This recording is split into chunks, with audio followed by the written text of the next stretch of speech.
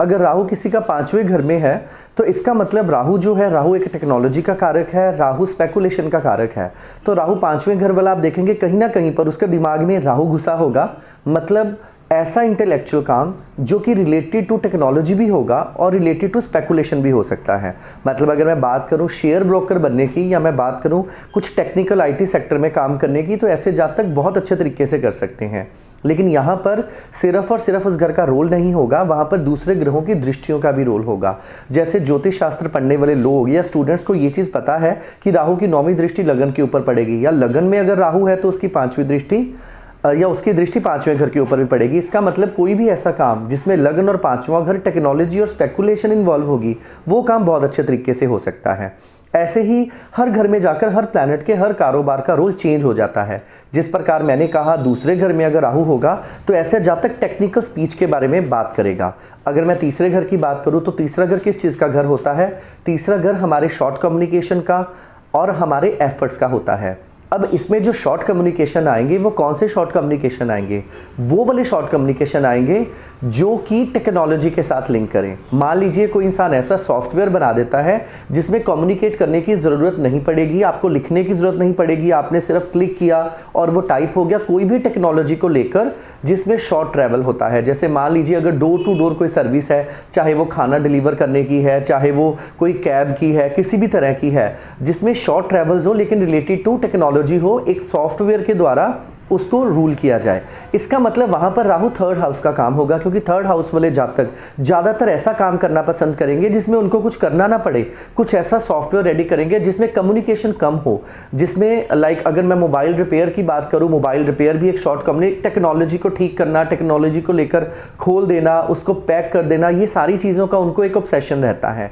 और ये चीज़ का जो कम्युनिकेट भी करेंगे वो बहुत सिंपल वे में करेंगे। जैसे मान लीजिए अगर एक इंसान बैंक के अंदर बैलेंस पता करने जा रहा है, डिटेल पता करने जा रहा है, तो वो इंसान सिर्फ ऑनलाइन से ही सारा चेक कर देगा या कोई ऐसी ऐप तैयार करेगा जिससे उसको जल्दी से जल्दी पता लग जाएगा। लेकिन आजकल ये चीज़ें बड़ी कॉमन हो चुकी हैं कि लोग कम से कम आना जाना चाहते हैं और चाहते हैं कि सारा का सारा काम फ़ोन के ऊपर ही हो। ये 3rd हाउस का काम होता है। इसी प्रकार अगर मैं 4th हाउस की बात करूं तो 4th हाउस में वो ऑब्सेस्ड किस चीज़ को लेकर होगा? अपने घर को लेकर होगा। ऐसे जातकों की कोशिश होगी वो हर काम को अपने घर से ही स्टार्ट करना चाहेगा, तो क्यों ना सबसे पहले उसकी ऑब्सेशन के बारे में देखा जाए और ऐसा काम उसको प्रोवाइड किया जाए जो घर में ही बैठ के करने वाला हो। इसी प्रकार अगर 8वें घर की बात की जाए, 8वां घर एक डीप रिसर्च का घर होता है और राहु जो कारक है डीप रिसर्च का और ऑकल्टिज्म का कारक होता है। इसीलिए जो 8वें घर में लोग होंगे ऐसे जातक ऑब्सेस्ड होंगे किस चीज़ को लेकर? ऑकल्टिज्म को लेकर। ऐसी सारी विद्याएं जिसमें ज्योतिष शास्त्र या ऑकल्ट साइंसेस जो होती हैं उसके अंदर उनका इंटरेस्ट बहुत ज़्यादा रहता है ये चीज़ों को लेकर। इसी प्रकार राहु जो कि एक रिसर्च का प्लैनेट है, अगर 10th हाउस में ही राहु आ जाए, इसका मतलब वो जातक को क्या ऑब्सेशन होगा? वो जातक क्या करना चाहेगा? उसकी एक सोच होगी कि उसका काम ऐसा हो जिसमें रोज नई नई चेंजेस आ जाएं, डेली चेंजेस आएँ, उसको नई नई इन्वेंशन की ज़रूरत हो, कुछ डिज़ाइनिंग ऐसी हो जिसमें एक बड़े बड़े और डिफरेंट टास्क हों, क्योंकि राहु इस कारक ऑफ ऑब्सेशन। इसी प्रकार अगर 12वें घर में राहु चला जाएगा तो 12वां घर होता है हमारे विदेश का। विदेश को लेकर ऐसे जातक किसी न किसी तरीके से विदेश के रिलेटेड स्टडी करना, इमिग्रेशन का काम करना, किसी भी तरीके से विदेश को इन्वॉल्व करने का काम हो जाए, मोड कुछ भी हो, चाहे वो इंटरनेशनल स्टडीज़ हो, चाहे वो इंटरनेशनल कोरियर हो, चाहे वो इंटरनेशनल टिकट्स हो, लेकिन उस जातक को जो काम वही पसंद आएगा जो विदेश के रिलेटेड होगा। इसी प्रकार राहु अगर 11वें घर में होगा, ये जातक मल्टीपल गेन को लेकर ऑब्सेस्ड रहेंगे। ऐसे जातकों को सबसे पहले हमें ये गाइड करना होगा कि आप एक काम मत करें, आप ढेरों काम करें। इसलिए 9वां घर जो कि लॉन्ग ट्रैवल का घर होता है और राहु इज आल्सो कारका of long travel and foreign travel. Rahu का 9वें घर में होगा, ऐसे जातक को ज़्यादातर ट्रैवल, कौन सी ट्रैवल? रिसर्च के रिलेटेड ट्रैवल। अब रिसर्च के रिलेटेड टेक्नोलॉजी की ट्रैवल कौन सी हो जाती है?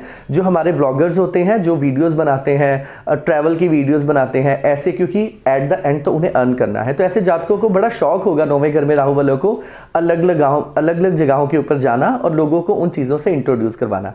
इसी प्रकार 6ठा घर जो होता है वो रोग ऋण शत्रु का घर होता है।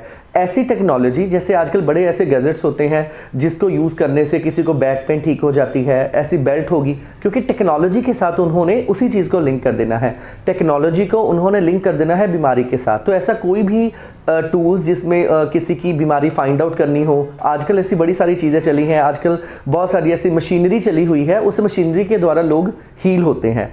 इस प्रकार हमने सबसे पहले जब किसी का भी मतलब कारोबार को चेक करना हो तो सबसे पहले देखें उसको किस चीज़ का जुनून है, और हमारा जुनून जो है वो राहु है।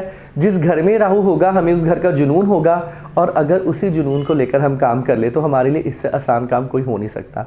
तो अभी हमने पूरे तरीके से तो प्रोफेशन को नहीं लिया, क्योंकि इसके ढेरों हज़ारों लाखों सूत्र हैं। इन सूत्रों को हम धीरे धीरे समझते जाएंगे, लेकिन छोटा सा आज आप सभी लोग अपने हॉरोस्कोप में चेक करें कि जहाँ पर आपका राहु होगा आप उस घर से ऑब्सेशन की तरह जुड़ जाते हैं, आप उस घर के काम को बहुत आसानी से और इजीली कर सकते हैं। तो मैं फिर से ये कहना चाहूँगा, आप हमारी वीडियो को लाइक, सब्सक्राइब और शेयर ज़रूर करें। आपके कमेंट हमें बहुत इनकरेज करते हैं। तो हम जुड़े रहेंगे रोज़ एक वीडियो के साथ।